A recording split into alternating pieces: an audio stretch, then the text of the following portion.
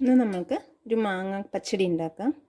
അതിനു വേണ്ടിയിട്ട് ഞാൻ 4 മാങ്ങ എടുത്തിട്ടുണ്ട്. എരിവിന് ആവശ്യത്തിന് പച്ചമുളക്, പിന്നെ കുറച്ച് തേങ്ങ, ഒരു 1/4 സ്പൂൺ കടുക്. ഒരു മിക്സിയുടെ ജാറിലേക്ക് തേങ്ങ ഇട്ട് കൊടുക്കാം. മാങ്ങ ചെറിയ പീസാക്കി എടുത്തിട്ടുണ്ട്. ഇതും നമുക്ക് മിക്സിയുടെ ജാറിലേക്ക് ചേർക്കാം. ചേർക്കാം, കടുകും കൂടെ ചേർക്കാം. ചതച്ചെടുത്തിട്ടേ ഉള്ളൂ. ഇനി നമുക്കിതിലേക്ക് തൈര് ചേർക്കാം. കൂടെ ചേർത്ത് ഒന്നുകൂടെ അരച്ചെടുക്കാം. വെളിച്ചെണ്ണ ഒഴിച്ചു കൊടുക്കാം.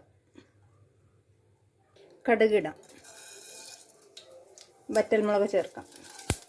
കറിവേപ്പിലയും കൂടെ ഇടാം. എല്ലാം കൂടെ അരച്ചത് ചേർക്കാം. കുറച്ച് തൈരും കൂടെ ചേർക്കാം.